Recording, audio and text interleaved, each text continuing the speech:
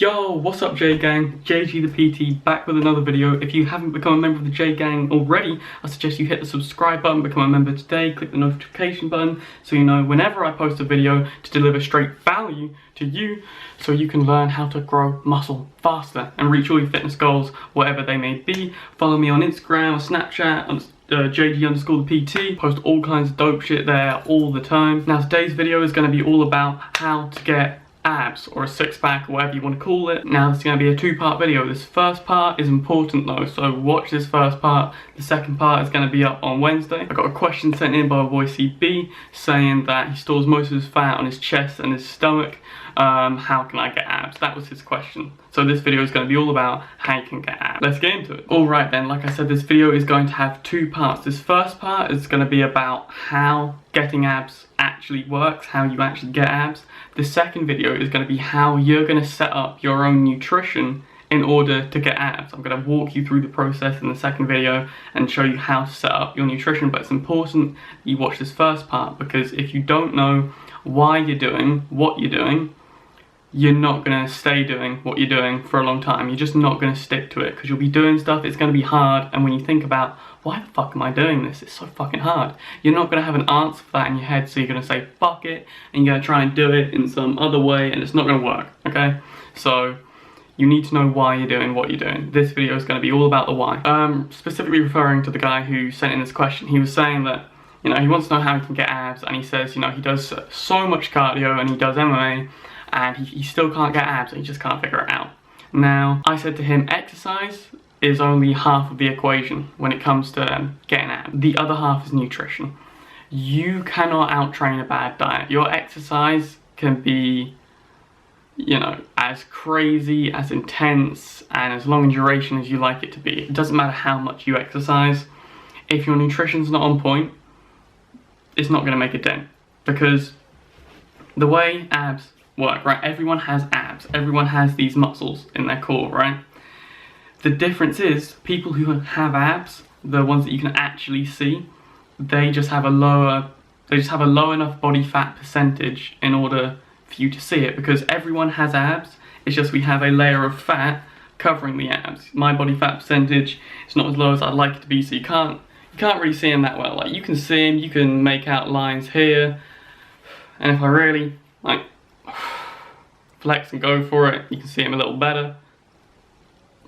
But everyone has this, right? Now the difference is, most people, that layer of fat, they have more fat there, alright? So you can't see the abs. So if the case is you can't see your abs, it's because there's too much fat on your body. Is that to say that you're fat or that you're overweight? No.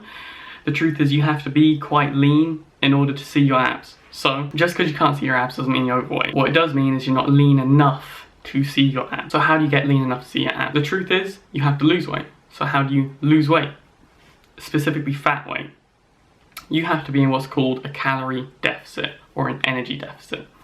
This is where nutrition comes into play, because every day your body burns a certain amount of energy or calories, right? The term calorie is just a unit of measurement for energy. The same way like a centimeter is a unit of measurement for distance, a calorie is a unit of measurement for energy. And when we eat food, we get our energy from food, and we measure that energy in terms of calories. So, you know, you can say like a twirl has 114 calories, or a piece of white bread might have, you know, 114 or 125 calories, right? It's just a unit of measurement, because your body burns a certain amount of calories each day, right? We call it your total daily energy expenditure. Let's say that your total daily energy expenditure, or just the amount of calories you burn in a day, is 2,500 calories.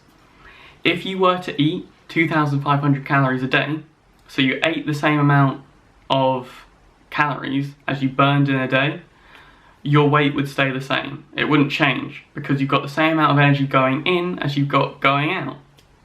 Now, if you have, let's say you eat 2,800 calories in a day, but you burn 2,500, now you've got more energy going into your body than going out of your body. So your body has to do something with it, and it can't burn it, it can't use that energy, because you're not doing enough for it to use that energy.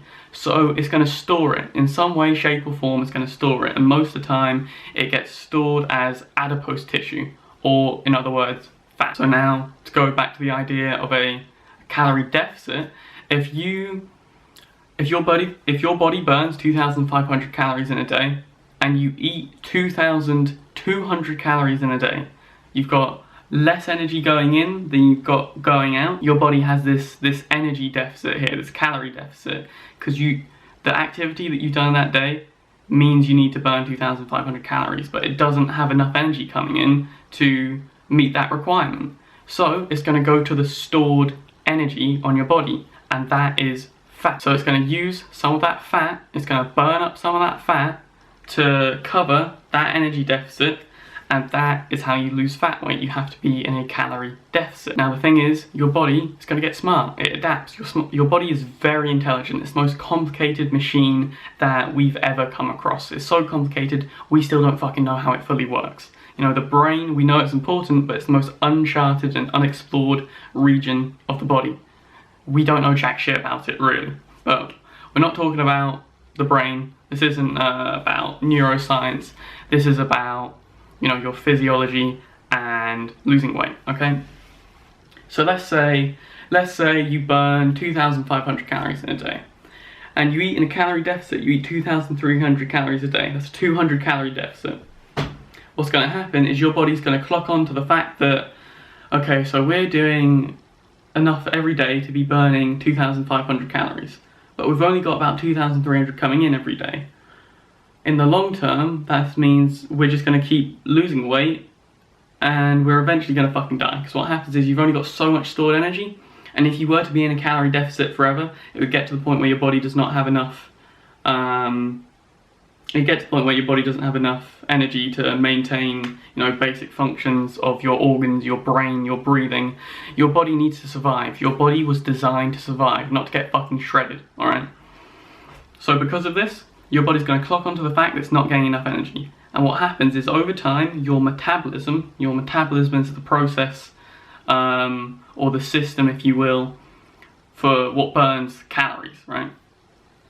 Your metabolism is going to clock onto that fact, and it's going to start to slow itself down, all the way down to however much you're giving it each day.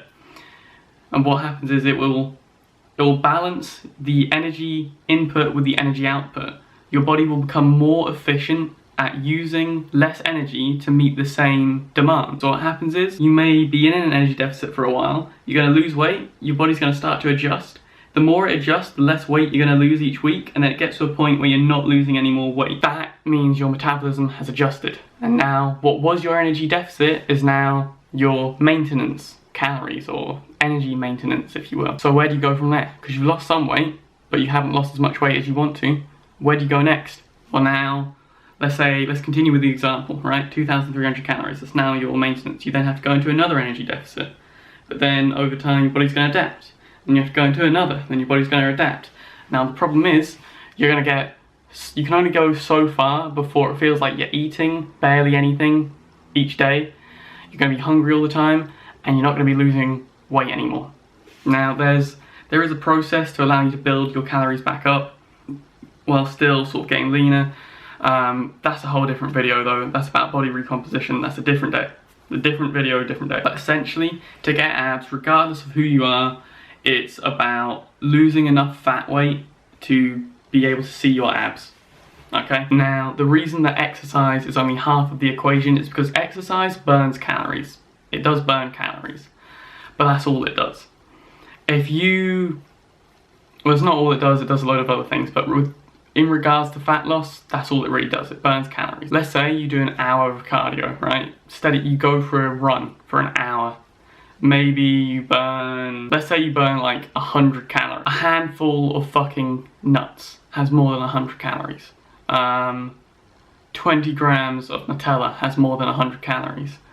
Motherfucking 30 grams of mayonnaise has more than 100 calories, right? Why am I saying this? Because you could go for an hour-long run every day. But the thing is, if your body burns on average 2,000 calories and you're eating 2,200 calories a day, but you're not tracking it, you're not tracking your calories, you could go for an hour run, burn 100 calories, you're going to be on 2,100 calories for the day, but you're still in an energy surplus, you're still in a calorie surplus, so you're going to gain weight regardless. That's why you have to track your calories, you have to get your nutrition on point, because it doesn't matter how much fucking exercise you do, if you're eating too much, you're not going to lose weight. And if you don't lose weight, you won't see your abs. So it doesn't matter how much exercise you do, it's kind of irrelevant in regards to seeing your abs or your abdominal muscles, getting a six-pack or whatever you want to call it.